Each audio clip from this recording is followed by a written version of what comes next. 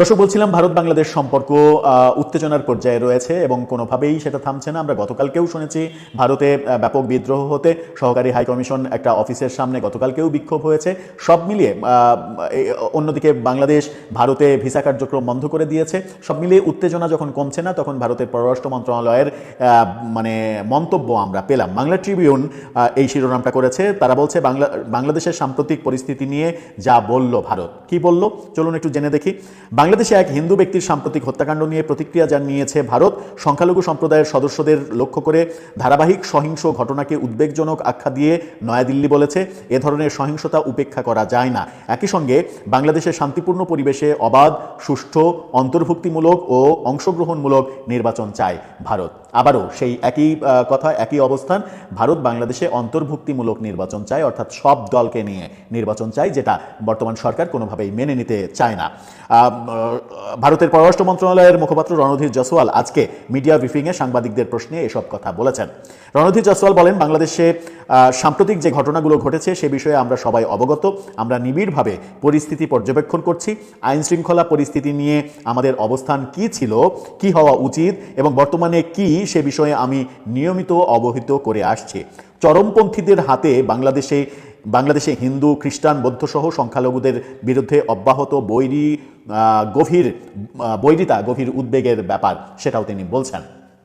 এবং এই যে ঘটনাগুলোকে বাংলাদেশে চরমপন্থীরা এটা করছে, সেভাবে শব্দচয়নটা এভাবে করছেন যে এটা চরমপন্থীদের কাজ। তিনি আরও বলেন, ময়মনসিংহে এক হিন্দু যুবকের নৃশংস হত্যাকাণ্ডের আমরা নিন্দা জানাই এবং প্রত্যাশা করি অপরাধীদের বিচারের আওতায় আনা হবে। মুখপাত্র রণধীর জয়সওয়াল তিনি দাবি করেছেন, অন্তর্বর্তী সরকারের মেয়াদে সংখ্যালঘুর বিরুদ্ধে সহিংসতার ২,৯০০টির বেশি ঘটনার তথ্য স্বাধীন সূত্রে নথিভুক্ত হয়েছে। ভয়াবহ কথা বলছে তারা। দাবি করছে বর্তমান অন্তর্বর্তীকালীন সরকারের অধীনে বাংলাদেশে সংখ্যালঘু নির্যাতনের ঘটনা ঘটেছে ২৯০০টি। এই সংখ্যাটি কি বাস্তবসম্মত, কিংবা এই সংখ্যার ব্যাপারে বাংলাদেশ সরকারের অবস্থান কি? বাংলাদেশ সরকার কি এই সংখ্যাকে আমলে আনতে চায় কিংবা এই সংখ্যাকে বৈধতা দিতে চায়? বাংলাদেশ সরকারের জবাব যখন আমরা জানবো তখন ব্যাপারটা ক্লিয়ার হব। এই ব্যাপারটা তিনি দাবি করছেন যে ২৯০০-এর মতো ঘটনা ঘটেছে। ঠিক এই বিষয়টা নিয়ে আরেকটি গণমাধ্যম শিরোনাম করেছে কেমন দেখুন। তারা একটি আগুনের, অর্থাৎ ওই দীপু দাসকে পুড়িয়ে মারার সেই ছবি দিয়ে বিডি নিউজ 24 বাংলাদেশের আরেকটা গ্রহণযোগ্য সংবাদ মাধ্যম, তারা বলছে ২৯০০ ঘটনাকে মিডিয়ার অতিরঞ্জন বলা যায় না সংখ্যালঘু নিয়ে ভারত। অর্থাৎ রণধীর জয়সওয়াল এটাও দাবি করছেন যে ২৯০০ যে ঘটনা ঘটেছে সেই ঘটনাকে আপনি মিডিয়ার অতিরঞ্জন বলে উড়িয়ে দিতে পারেন না। যদি বাস্তবতা না থাকে তাহলে মিডিয়া এভাবে অতিরঞ্জন করতে পারে না, সেই ব্যাপারটা তিনি দাবি করছেন। তিনি বলেছেন যে এর মধ্যে হত্যা, অগ্নিসংযোগ ও জমি দখলের ঘটনাও রয়েছে। অর্থাৎ ২৯০০ যে ঘটনা ঘটেছে, ২৯০০ জনকে মারার ঘটনা ঘটেনি। তিনি বলছেন যে এর মধ্যে হত্যাকাণ্ড যেমন রয়েছে, অগ্নিসংযোগ রয়েছে এবং জমি দখলের ঘটনাও রয়েছে। এরকম বিভিন্ন ঘটনা মিলিয়ে সংখ্যালঘুদের উপরে নির্যাতন, সেই সংখ্যা ২৯০০, সেটা দাবি করছেন তিনি বলেন, এসব ঘটনাকে কেবল গণমাধ্যমের অতিরঞ্জন কিংবা রাজনৈতিক সহিংসতা বলে উড়িয়ে দেয়া যায় না। এটাকে রাজনৈতিক সহিংসতা, যেমন আমরা দেখেছিলাম যে আমাদের প্রধান উপদেষ্টা বিদেশি একটি গণমাধ্যমে সংখ্যালঘু নির্যাতন ব্যাপারে তাকে যখন প্রশ্ন করা হয়েছিল তখন তিনি বলেছিলেন যে দিস ইজ নট সংখ্যালঘু নির্যাতন, এটা হিন্দু হিসেবে তাদেরকে মারা হচ্ছে না, এটা রাজনৈতিক কারণে হয়েছে। তারা হয়তো আওয়ামী লীগ করে, আওয়ামী লীগ হিসেবে কোনো অপকর্ম করেছে, সেই কারণে এই ঘটনাগুলো ঘটেছে, যেটা ঘটা উচিত না সেগুলো আমরা দেখছি, এভাবে তিনি বলার চেষ্টা করেছিলেন। অর্থাৎ সেগুলোকে রাজনৈতিক রং দেওয়ার একটা চেষ্টা ছিল বাংলাদেশের সরকারের পক্ষ থেকে। খুবই স্বাভাবিক, একটা ঘটনা ঘটে গেলে সেই ঘটনা থেকে যে কোনোভাবে যে কোনো ইস্যু দিয়ে তো সেই ঘটনা থেকে উতরাতে হবে এবং যুক্তি খণ্ডন করে উতরানোর একটা পর্যায় তৈরি করতে হবে। তা না হলে তো ব্যাপকভাবে সেগুলো আন্তর্জাতিকভাবে অগ্রহণযোগ্য হবে এবং সরকারের উপরে চাপ আসবে। সেই কৌশলের অংশ হিসেবেই হয়তো বলা হয়েছে বিভিন্ন সময়ে যে এগুলো রাজনৈতিক কারণে হচ্ছে, এটা সংখ্যালঘু নির্যাতন নয়। সেটাকেই তিনি বলছেন যে এটাকে রাজনৈতিক প্রতিহিংসা কিংবা মিডিয়ার অতিরঞ্জন এটা বলে পার পাওয়া যাবে না।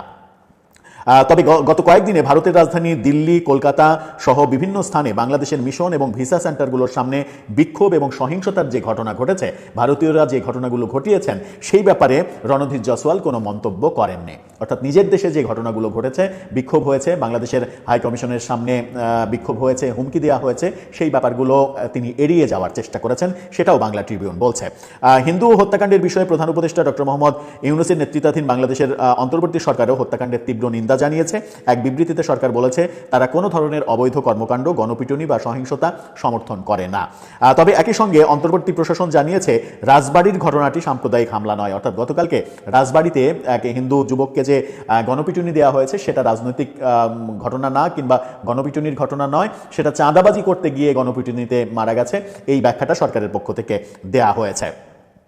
সব থেকে ইম্পর্টেন্ট পার্ট আমার মনে হয়েছে যে রণধীর জয়সওয়ালের বাংলাদেশ নিয়ে আজকে সব থেকে বেশি কথা বলেছেন, এবং সব থেকে ইম্পর্টেন্ট পার্ট সেটা হচ্ছে যে বিএনপির ভারপ্রাপ্ত চেয়ারম্যান তারেক রহমানের বাংলাদেশে প্রত্যাবর্তন নিয়ে এক প্রশ্নের জবাবে ভারতের পররাষ্ট্র মন্ত্রণালয়ের মুখপাত্র তিনি বলেছেন, ভারত বাংলাদেশে অবাধ, সুষ্ঠু ও অন্তর্ভুক্তিমূলক নির্বাচনের পক্ষে। এসব বিষয় সেই প্রেক্ষাপটেই দেখা উচিত। অর্থাৎ তিনি তারেক রহমানের দেশে ফেরাটাকে অংশগ্রহণমূলক, অন্তর্ভুক্তিমূলক নির্বাচন, অবাধ সুষ্ঠু নির্বাচনের একটা প্রক্রিয়া শুরু হয়েছে সেটা হিসেবে ব্যাখ্যা করার চেষ্টা করছেন। তারেক রহমানের ফেরার সঙ্গে অন্তর্ভুক্তিমূলক নির্বাচন যেটা ভারত চাইছে সেটার সম্পর্ক কি? তাহলে কি ব্যাপারটা এরকম যে তারেক রহমানের সঙ্গে গতকালকে যেমন অতি উৎসাহীরা, বিএনপিরও অনেক অতি উৎসাহী থাকে না, অতি উৎসাহীরা তারেক রহমানের সমালোচনা করার চেষ্টা করেছেন যে তারেক রহমান তার বক্তব্যে ভারত বিরোধী কোনো বক্তব্য দিলেন না কেন? এই অতি উৎসাহীরা বোঝে না যে রাষ্ট্র চালাতে হলে প্রতিবেশীদের সঙ্গে সহিংস সম্পর্ক তৈরি করে রাষ্ট্র চালানো যায় না, প্রতিবেশীর সঙ্গে বন্ধুত্বপূর্ণ সম্পর্ক তৈরি করেই রাষ্ট্র চালাতে চায়। এই পজিটিভ ব্যাপার ব্যাখ্যা যেমন রয়েছে, আবার অনেকে এটাকে নেগেটিভলিও উপস্থাপন করার চেষ্টা করছেন যে তারেক রহমানের ফেরার সঙ্গে ভারতের সঙ্গে সম্পর্ক স্থাপনের একটা ব্যাপার নিশ্চয়ই রয়েছে ব্যাকডোরে, এবং সেই সম্পর্কের ভিত্তিতেই তার ফেরাটা আরও অর্থপূর্ণ হয়েছে, বাস্তবসম্মত হয়েছে, এবং নিশ্চিত করেই এখানে তারেক রহমানের প্রতি ভারতের একটা সিগন্যাল রয়েছে। সেটা ভিন্ন বিতর্ক, বিএনপির লোকজন হয়তো এই ব্যাপারটাকে অন্যভাবেও দেখতে পারেন, সেটা ভিন্ন বিতর্ক, সেই বিতর্কে যেতে চায় না। কিন্তু রণধীর জয়সওয়াল যেটা বলছেন যে তারেক রহমানের ফেরাটাও সামগ্রিক এই যে পরিস্থিতি, অবাধ, সুষ্ঠু এবং অন্তর্ভুক্তিমূলক নির্বাচন, সেই প্রেক্ষাপটেই এটাকে দেখতে হবে। তার মানে এই ফেরাটার সঙ্গে সুষ্ঠু, অবাধ, অন্তর্ভুক্তিমূলক নির্বাচনের টার্মটা লুকিয়ে আছে। সত্যিই কি তাই? একটা বড় প্রশ্ন। কিন্তু বাংলাদেশের দৈনিক প্রথম আলো এবং ডেইলি স্টারে হামলা সম্পর্কিত প্রশ্নের জবাবে তিনি বলেছেন, বাংলাদেশ নিয়ে ভারতের অবস্থান শুরু থেকে স্পষ্ট এবং ধারাবাহিক। ভারত বাংলাদেশের মানুষের সঙ্গে আরও দৃঢ় সম্পর্ক চায় এবং দেশটিতে শান্তি ও স্থিতিশীলতার পক্ষে। তিনি বলেন, বাংলাদেশের শান্তিপূর্ণ পরিবেশে অবাধ, সুষ্ঠু, অন্তর্ভুক্তিমূলক এবং অংশগ্রহণমূলক নির্বাচন চায়। অবাধ, সুষ্ঠু, নিরপেক্ষ, অন্তর্ভুক্তিমূলক, অংশগ্রহণমূলক নির্বাচন চাই, এই আজকের একটা সংবাদ সম্মেলনে বাংলাদেশ প্রসঙ্গে রণধীর জয়সওয়াল অন্তত 4 বার এই এক কথা বলেছেন। একই কথা 3-4 বার যখন বলেন তখন সেই কথাটা খুবই গুরুত্বপূর্ণ হয়ে ওঠে। তার এই ব্যাপারটা যেমন খুবই গুরুত্বপূর্ণ, তেমনি তারেক রহমানের ফেরার সঙ্গে অন্তর্ভুক্তিমূলক নির্বাচনের সম্পর্ক এবং প্রেক্ষাপট খোঁজা, এই বক্তব্যটা যেমন গুরুত্বপূর্ণ, তেমনি তার বলা যে সংখ্যাটা 2900 সংখ্যালঘু নির্যাতনের ঘটনা ঘটেছে, যার মধ্যে হত্যা, অগ্নিসংযোগ, জমি দখল, এটা ওটা অনেক কিছু রয়েছে, সেই সংখ্যাটা আমাদের জন্য উদ্বেগজনক। এই সংখ্যাটা সত্য নাকি মিথ্যা আমার মনে হয় বাংলাদেশ সরকারের স্পষ্ট ব্যাখ্যা দিয়ে ভারত সরকারকে জানিয়ে দেওয়া উচিত যে আপনারা যে সংখ্যাটা বলছেন এই সংখ্যাটা সত্য, আইদার সত্য, অথবা আপনারা যেটা বলছেন সেটার ধারে কাছেও সংখ্যা নেই, সংখ্যাটা এইটা 5টা, 10টা, 20টা, 100টা, 200টা, 500টা, যে কোনো একটা সংখ্যা বাংলাদেশ সরকারের আমার মনে হয় নিশ্চিত করে বলা উচিত, যেন এই কনফিউশনগুলো তৈরি না হয় ভবিষ্যতে। দর্শক, আপনার ভাবনা কি এই ব্যাপারে জানিয়ে লিখতে পারেন আমাদের কমেন্ট বক্সে। যে কোনো মুহূর্তে পুরো রাজনীতি একদম ঘুরে যেতে পারে। রাজধানী শাহবাগ উত্তাল, জনতা অবস্থান নিয়েছে স্বতঃস্ফূর্তভাবে, তারা রাজপথ ছাড়বে না উপদেষ্টারা না আসা পর্যন্ত। এই সরল অর্থ, শরীফ ওসমান হাদির রহস্য উদ্ঘাটন হবে, ইউনূসকে বাধ্য করা হবে। এবার আর ইউনূস গোপন রাখতে পারবে না। যতক্ষণ পর্যন্ত ওসমান হাদির শাহাদাতের, হত্যার রহস্য উদ্ঘাটন না হবে ততক্ষণ পর্যন্ত এই আপোষহীন জনতা ঘরে ফিরে যাবে না। অতএব আমি দেখতে পাচ্ছি স্পষ্টতই শাহবাগে যা ঘটছে এটা স্বতঃস্ফূর্ত। এখানে কোনো বিরিয়ানি নাই, কোনো টাকা পয়সা নাই, একদম পিওর বাংলাদেশের সাইলেন্ট মেজরিটি। এই সাইলেন্ট মেজরিটি জেগে ওঠে না, এরা সাধারণত নীরবে ভোট দেয়, কিন্তু এরা এবার রাজপথে এসেছে। একটা টাকা লাগবে না, ওইরকম কোনো ডাক দেয়নি। মানুষ গভীর রাতে নীরবে নিভৃতে এসে শরীফ ওসমান হাদির কবর জিয়ারাত করে যায়, কান্না করে নীরবে নিভৃতে এসে শাহবাগে অবস্থান নিয়েছে। শাহবাগের দিকে তাকিয়ে আছে পুরো বাংলাদেশ। অভূতপূর্ব দৃশ্য, নজিরবিহীন দৃশ্য। হ্যাঁ, আউটার সিনারিওর দিক থেকে, এক্সপোজারের দিক থেকে 2013 সালে গণজাগরণ মঞ্চ এরকম ঘটেছিল। তাদের অন্ধকারে হাজার হাজার হাজার হাজার মোবাইলের লাইট, স্লোগান, এক অন্যরকম বাংলাদেশ, অভূতপূর্ব বাংলাদেশ। এই শাহবাগ উল্টে গেছে। সেই শাহবাগ 13 সালে কোন শাহবাগ ছিল আর এখন কোন শাহবাগ? যেই শাহবাগে কাদের মোল্লার বিরুদ্ধে স্লোগান দেওয়া হয়েছিল, আর ছোট্ট একটা ছেলে, ইয়াং আমাদের বন্ধু, তখন কাদের মোল্লার ফাঁসির খবর শুনে একা একা কান্না করেছিলেন। তার বোন কান্না করতে নিষেধ করেছিলেন, কারণ কান্নার অধিকার ছিল না, কেউ দেখে ফেললে তাকে মেরে ফেলবে, যদি কান্না করো কেন। সেই ওসমান হাদির পক্ষে আজকে শাহবাগ জেগে উঠেছে। সেই 13 সালে শাহবাগে তো বিরিয়ানি দিয়ে সরকারি পৃষ্ঠপোষকতায় লোক যেত, এখানে কোনো বিরিয়ানি নাই। মানুষ এখানে এসেছে একদম স্বতঃস্ফূর্ত ভাবে। তারেক রহমান, ইউনূস, কারো রাজনীতি এখানে চলবে না। বাংলাদেশের শরীফ ওসমান হাদির রাজনীতি চলবে। ভারতের আধিপত্যবাদের ঠাঁই এই বাংলাদেশে হবে না, স্পষ্টতই আমরা দেখতে পাচ্ছি। এবার ওসমান হাদির রহস্য উদ্ঘাটন হবে। রহস্য উদ্ঘাটন হলে বাংলাদেশের তোলপাড় সৃষ্টি হবে। অভূতপূর্ব ঘটনা শুরু হয়ে গেছে। দর্শক, এই শাহবাগ থামবে না। আমি শরীফ ওসমান হাদি গুলি করার পরে, গুলি খাওয়ার পরে আমি বলেছিলাম, শরীফ ওসমান হাদির শাহাদাত বাংলাদেশের রাজনীতিতে এক নজিরবিহীন পরিবর্তন ঘটাবে। ইন্ডিয়ান হেজিমনি বাংলাদেশ থেকে চিরতরে উৎখাত করবে। যেই মুহূর্তে তারেক রহমান ইন্ডিয়ান ব্যাগিজ কান্ধে করে ভারতের কাছে মুসলেকা দিয়ে বাংলাদেশে ফিরেছেন, যে ভারতের আধিপত্য তিনি ধরে রাখবেন, সেই মুহূর্তে বাংলাদেশ জেগে উঠেছে। বিএনপির কান্নাকাটি আপনি দেখবেন অচিরেই। বিএনপি এই শাহবাগের বিরুদ্ধে এই ইনকিলাব মঞ্চে, যা ইনকিলাব মঞ্চের লোক নেতৃত্বে ব্যানারে সাধারণ জনতার যে স্বতঃস্ফূর্ত অংশগ্রহণ, এবং আমরাও যাব, সবাই আসবেন, যাবেন। বাংলাদেশকে ইন্ডিয়ান হেজিমনি মুক্ত করার মহা প্ল্যান এখান থেকে শুরু হয়েছে। বিএনপি এর বিরুদ্ধে লাগবে, কিন্তু বিএনপি কিচ্ছু করতে পারবে না। তারেক রহমান, বিএনপি, তাদের হাইপ নেই। পুরো হাইপ এখন শাহবাগের দিকে, পুরো জাতির দৃষ্টি শাহবাগের দিকে। তারেক রহমান স্মৃতিসৌধ পর্যন্ত যেতে পারেন না, সূর্য ডুবে যায়। আর সূর্য ডোবার পর ফুল দিলে নাকি তার কোনো দাম নাই, বা ফুল দেওয়া যায় না। মজা না? বাংলাদেশ, প্রফেসর ইউনূস যেটা বলেছিলেন, শরীফ ওসমান হাদি বাংলাদেশের অস্তিত্ব, সে অস্তিত্বের লড়াই শুরু হয়ে গেছে।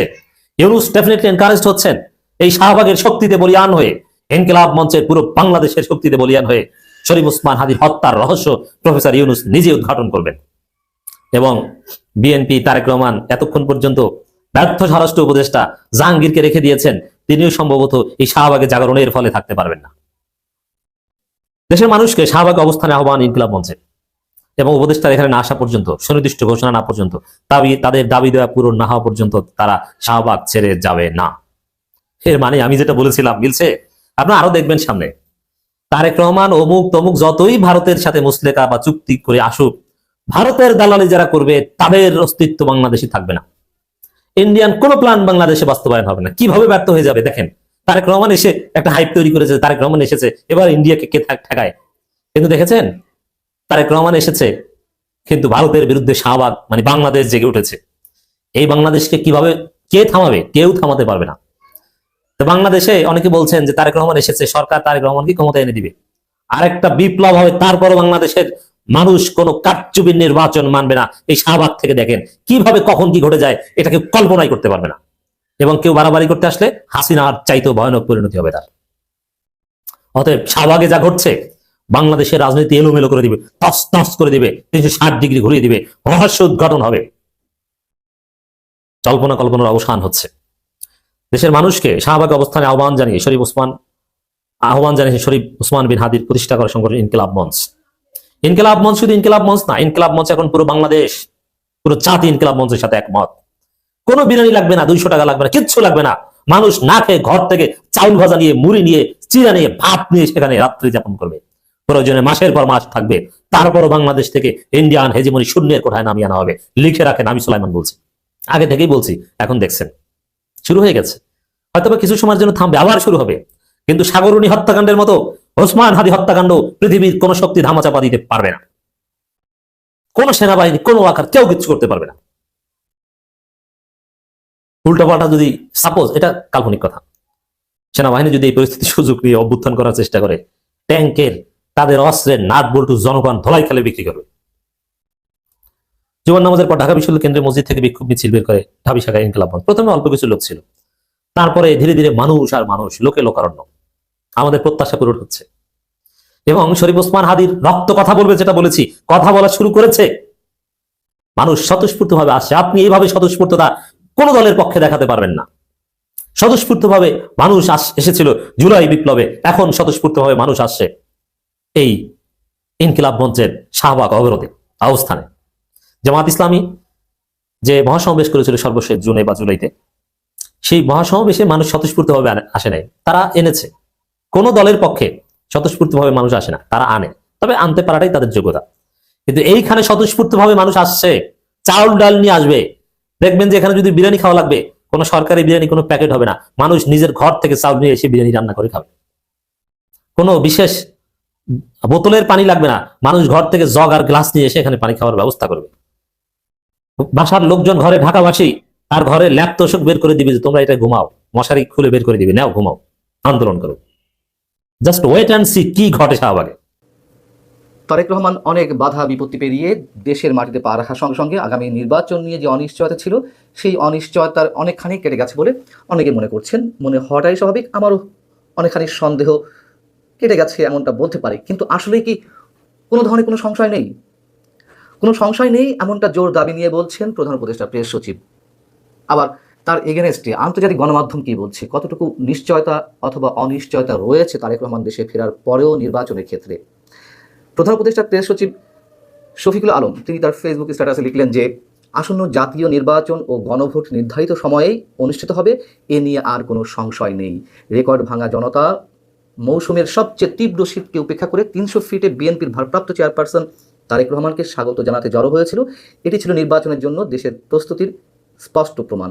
আমরাও তেমনটা ভাবতে চাই, ভাবতে পারলে আরও ভালো হতো।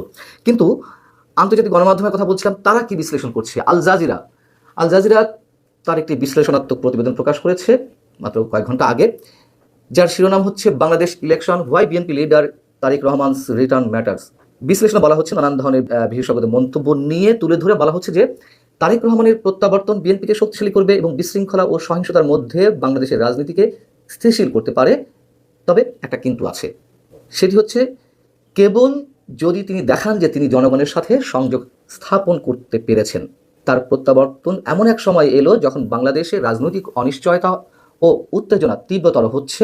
একজন সাবেক ছাত্রনেতা ওসমান হাদির হত্যাকাণ্ডের পরে ক্রমবর্ধমান যে সহিংসতা, দেশের শীর্ষ 2টি গণমাধ্যম জ্বালিয়ে পুড়িয়ে দেওয়া, একই সঙ্গে একজন হিন্দু ধর্মাবলম্বী মানুষকে পিটিয়ে পুড়িয়ে হত্যা করা, এমন সব রাজনৈতিক উত্তেজনা আরও গভীর হওয়ার ফলে নির্বাচনটি ব্যাহত হওয়ার আশঙ্কাও উড়িয়ে দেওয়া যায় না বা আশঙ্কা রয়েছে, এমনটাই বলছে আল জাজিরা বলছে তারেক রহমানের প্রত্যাবর্তন এবং তার ভাষণ দেশের রাজনৈতিক পরিস্থিতি শান্ত এবং পরিকল্পনা অনুযায়ী নির্বাচন অনুষ্ঠানের জন্য বাংলাদেশের গতি আরও জোরদার করতে সাহায্য করবে। কিন্তু শেষমেশ কি হবে?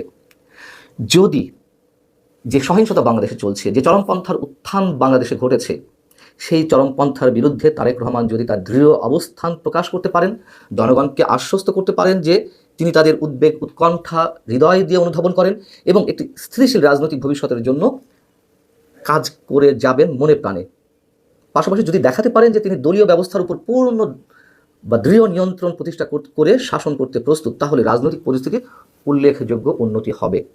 এখানে বলা হচ্ছে একেবারে শেষে, কিন্তু তারেক রহমান যদি স্পষ্ট বার্তা দিতে ব্যর্থ হন, তাহলে পরিস্থিতির অবনতি হবে। আজ যে প্রতিবেদনটি বেশ বড়, আমি সংক্ষেপে আপনাদের সামনে তুলে ধরলাম। এখানে আবার ভারত প্রসঙ্গটিও তুলে আনা হয়েছে। এখানে বলা হচ্ছে যে ঐতিহ্যগতভাবে ভারতের সাথে বিএনপির বেশিরভাগ সময় শীতল সম্পর্ক গেছে স্বাধীনতার পরে, এবং এটি স্পষ্ট হয়ে উঠেছে যে আমরা যেটি সবাই জানি, আল জাজিরাও সেটি বলছে যে ভারত হাসিনা এবং তার আওয়ামী লীগকে তাদের অংশীদার হিসেবে পছন্দ করে। তার কিছুটা ব্যাখ্যাও এখানে তুলে ধরা হয়েছে যে দেশের বৃহত্তম ইসলামপন্থী দল জামায়াত ইসলামীর সাথে বিএনপির কয়েক দশকের যে পুরানো জোট এবং ভারতের সাথে সম্পর্ক উন্নয়ন সেটি বাধা হয়ে দাঁড়িয়েছে, তেমনটি বলা হচ্ছে এখানে। অর্থাৎ ভারতের প্রসঙ্গটিও এখানে উড়িয়ে দেওয়া যাচ্ছে না। ভারতের সাথে বিভিন্ন দলের সম্পর্ক কী হবে, তারেক রহমানের সমঝোতা কি হতে পারে, ভারত যেটি চায় সেটা তো কথিত ইসলামপন্থা প্রতিরোধ করতে চায়, উগ্রপন্থা প্রতিরোধ করতে চায়, সেই বিষয়টি এখানে মোটামুটি ইঙ্গিত দেওয়া হয়েছে আল জাজিরাতে। দ্য স্টেটসম্যান এটির শিরোনাম হচ্ছে uncertain poll chances ahead for homecoming Tarique Rahman. এখানে বলা হচ্ছে যে বহির্বিশ্বের কাছে 17 বছর নির্বাসনের পর বৃহস্পতিবার তারেক রহমানের স্বদেশ প্রত্যাবর্তনকে নির্বাচনমুখী বাংলাদেশের জন্য একজন ত্রাণকর্তার স্বদেশ প্রত্যাবর্তন হিসেবে চিত্রিত করা হতে পারে বা চিত্রায়ন করা হতে পারে, যা একটি গভীর অস্থিরতার মধ্যে লুকিয়ে রয়েছে। অর্থাৎ আমরা অনেকেই যেটি আশা করছি যে নির্বাচনের অনিশ্চয়তা কেটে গেছে, একটা স্থিতিশীল বাংলাদেশের দিকে এগোবে, তারেক রহমানের জয় পাওয়ার সম্ভাবনা বেশি, কিন্তু এর মধ্য দিয়ে যে একটি অপ্রিয় সত্য, অপ্রিয় বাস্তবতা, সহিংস বাস্তবতা লুকিয়ে রয়েছে, সেটি এখানে বলা হচ্ছে। এবং যার আলটিমেট আরেকটি কথা বলা হচ্ছে, যদি নির্বাচন হয়ও ক্ষমতায় যাওয়ার তার পথ অনিশ্চয়তায় ভরা। স্টেটসম্যান বলছে, হাসিনা পরবর্তী বাংলাদেশে এমন খবর পাওয়া গেছে যে ইউনূসকে সমর্থনকারী বিশেষ একটি বাহিনীর একটি বিশেষ অংশ তারেক রহমানকে এখনও অবিশ্বাস করছে।